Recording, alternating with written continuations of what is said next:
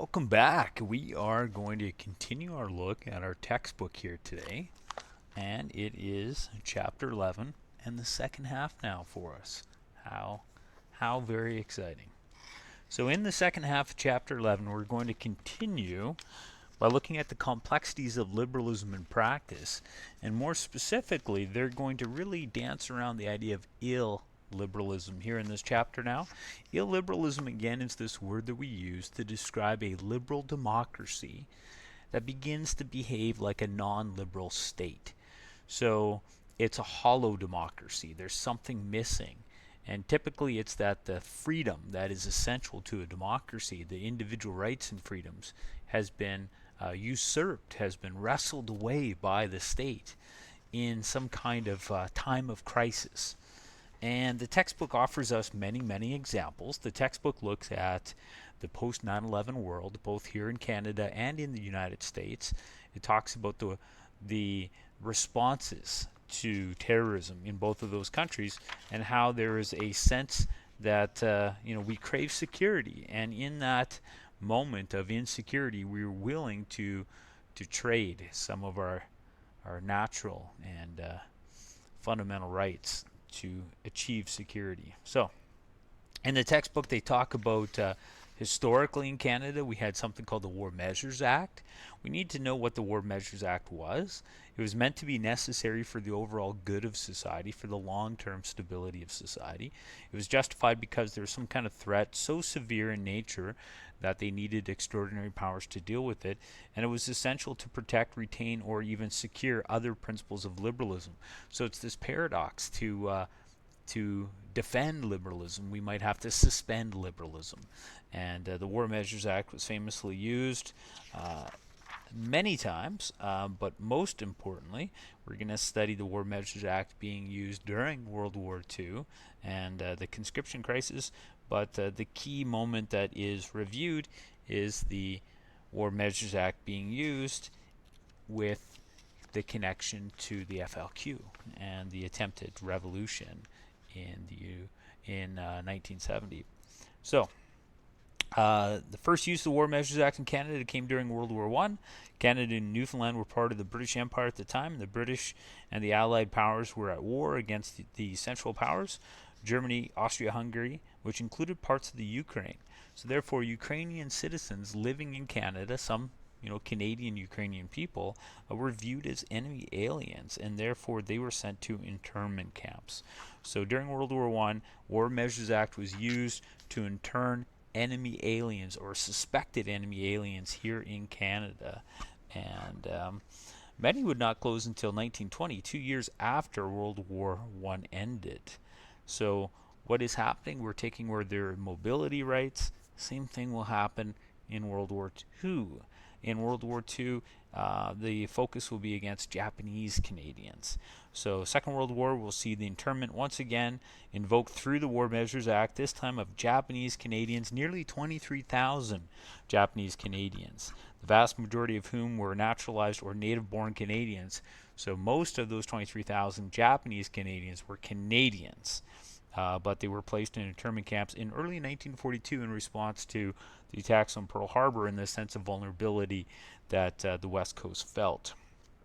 Even though public fears of disloyalty, clandestine activities, and sabotage by these Japanese Canadians were dismissed by the RCMP and military officials as groundless, strong anti-Japanese public sentiment and its own policies forced the government, the King government, to respond, at first declaring a 160-kilometer wide strip along the west coast as a protected area, and then ultimately moving them in even further.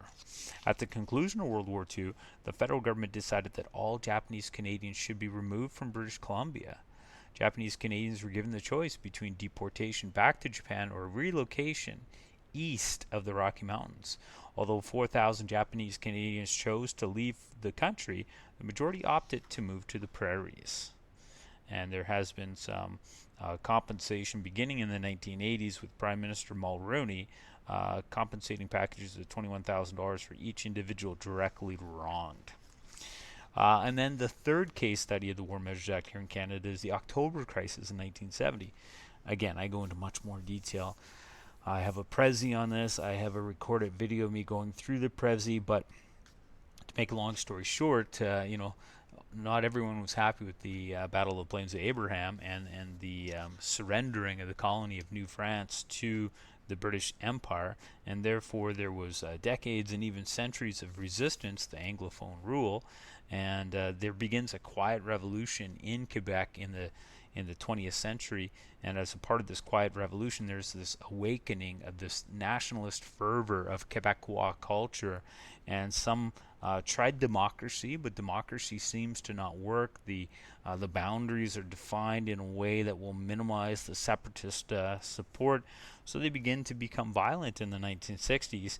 And again, my Prezi goes in much more detail, but the textbook really talks about the 1970 October crisis, the kidnappings of Pierre Laporte and James Richard Cross, and how Prime Minister Pierre Trudeau at the time, he invoked the War Measures Act the first time in peacetime, so that he could use the military to help the police not only stop or prevent any future political kidnappings, but try to capture the FLQ. Now, because of this, nearly 500 people were arrested without warrants for expressing their pro-FLQ views and could be held in prison for up to 90 days. Many of people arrested were artists, journalists, unionists, teachers, and other supporters of Quebecois nationalism. So you can see how this is a time where liberty begins to slip away.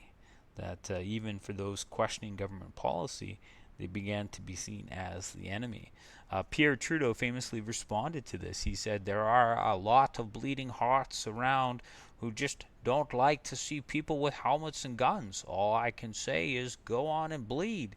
It is more important to keep law and order in society than to be worried about weak-kneed people.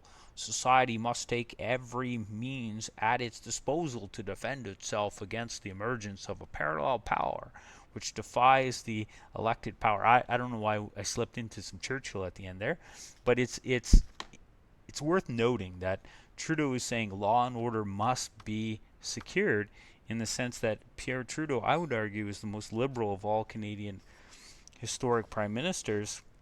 He's the one that crafted the 1982 Charter of Rights and Freedoms. So that's what makes this significant.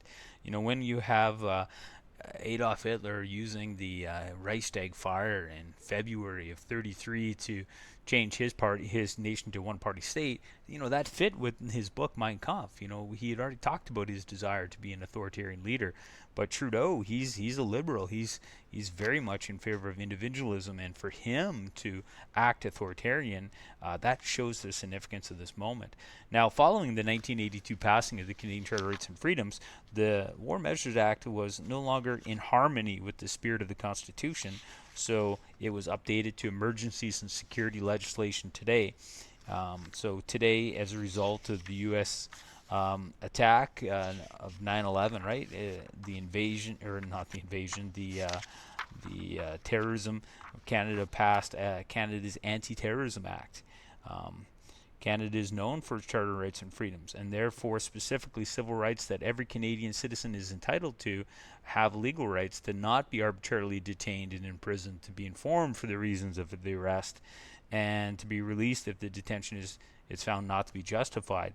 So these principles would somehow be out of line with the War Measures Act, so therefore we needed the newer Canada's Anti-Terrorist Act to deal with the threat that is Al-Qaeda and Islamic fundamentalism and domestic terrorism in Canada today as well.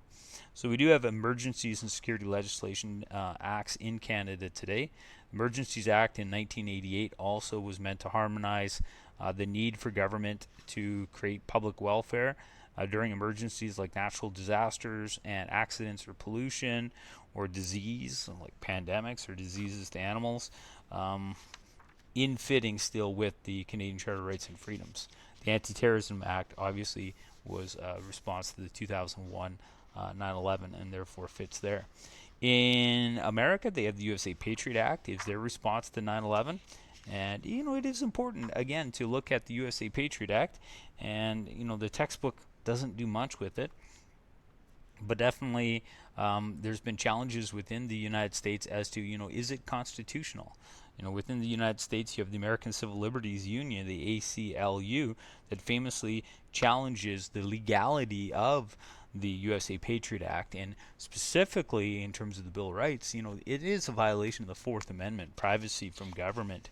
And then finally, the textbook kind of sums it up with going back to how Chapter 11 began by saying, this is how the legislation created as a response to terrorism has become a threat to human rights.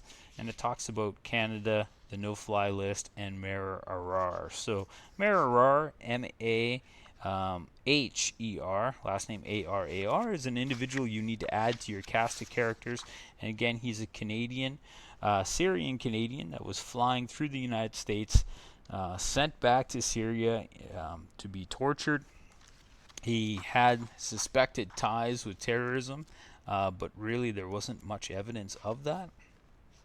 And being sent somewhere else to torture is an example of rendition, policy that allows the Americans to do stuff like torture that would typically be seen as un-American or a violation of liberal principles, but still be some kind of way to hold what they believe to be criminal activities accountable.